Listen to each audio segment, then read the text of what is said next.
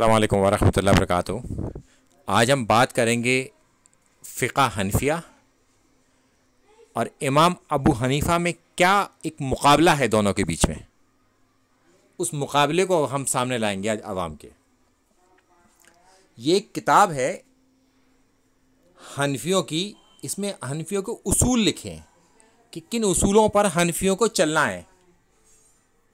इस किताब का नाम है उसूल अल करखी, सफ़ा नंबर 39 और कायदा है इसका 28। इसमें लिखा है कि हर वो आयत जो अइम्माए हनाफ के कौल के ख़िलाफ़ हो उसकी तावील पेश कर दो। यानी कि अगर कुरान की कोई आयत अइम्माए हनाफ के ख़िलाफ़ हो तो उसकी अब हनफी जो है तावील पेश करेंगे, क्योंकि वो उनके कौल के ख़िलाफ़ हो गई। अब इस मामले में वो कहते क्या हैं, समझाना क्या चाह रहे हैं लोगों को कि असहाब से जिक्र यहां पर है अइम्माए हनाफ के कौल के ख़िलाफ़ हो। अगर कोई कुरान की आयत अइम्माए हनाफ के कौल के ख़िलाफ़ हो, इसके बारे में समझा जाएगा कि वो मनसूख है। यानी कि अगर इनके बुजुर्गों के ख़िलाफ़ कोई बात आ गई तो फिर वो उस बात को मनसूख समझ लिया जाए कुरान हकीम से, या किसी और दलील को इस पर तरजीह हासिल है। यानी कि अब ये कोई और दलील भी देंगे उसे तरजीह हासिल देने के लिए, पहले तो उसे मनसूख ही समझ लेंगे, वरना किसी दलील के ज़रिए उसे बाईपास करने की कोशिश करेंगे। और फिर वो कहते हैं बेहतर तरीक़ा वो है कि ऐसी बात तावील करी जाए पेश उसमें कि अइम्माए हनाफ की भी बात रह जाए और कुरान की भी बात रह जाए। किसी ऐसे तरीक़े से निकालो बीच में से कि दोनों ही रह जाएं। अगर किसी फ़िरक़े के बुज़ुर्ग की बात कुरान हकीम से टकराती है,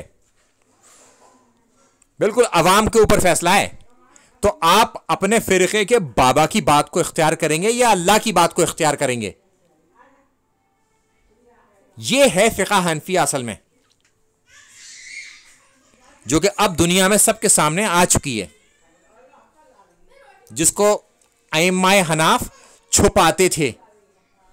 मगर ये मीडिया का दौर है, अब कोई बात छुपी रह नहीं सकती।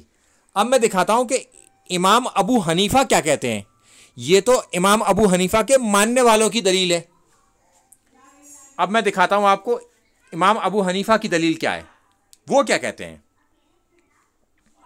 जब उनसे पूछा गया इमाम अबू हनीफ़ा से कि हज़रत आपका मज़हब क्या है, तो वो कहते हैं कि जब हदीस सही हो तो वही मेरा मज़हब है। फिर फरमाते हैं कि हलाल नहीं किसी के लिए कि मेरा मौक़िफ़ जाने बगैर फतवा दे। यानी कि इमाम अबू हनीफ़ा की बात पर कोई फतवा दे दे जब तक उनका मौक़िफ़ न जाने। और मौक़िफ़ उन्होंने पहले ही बयान कर लिया कि अगर हदीस सही हो तो मेरा मज़हब वही है।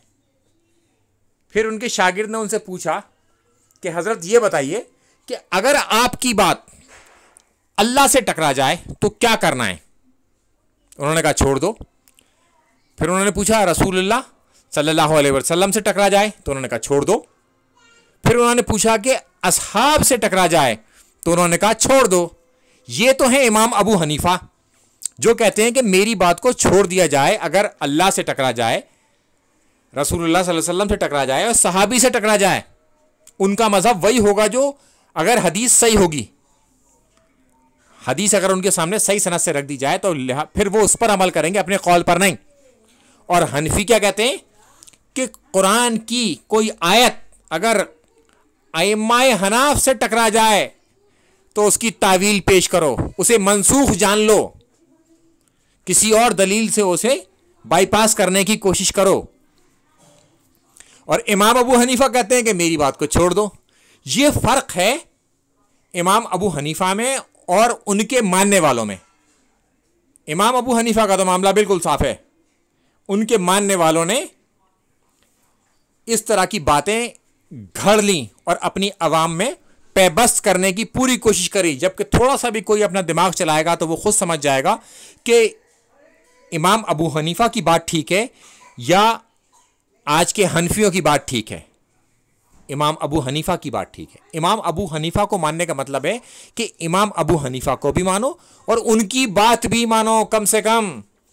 और अय्यम्मा हनाफ क्या कहते हैं कि इमाम अबू हनीफा को तो मानो मगर उनकी बात ना मानो, क्योंकि जब उनकी बात कुरान से टकरा जाएगी तो हम फिर तावील पेश करेंगे, उसे मनसूख जान लेंगे या उसे बाईपास करने का कोई और तरीका दलील से हम बाईपास करेंगे उसे।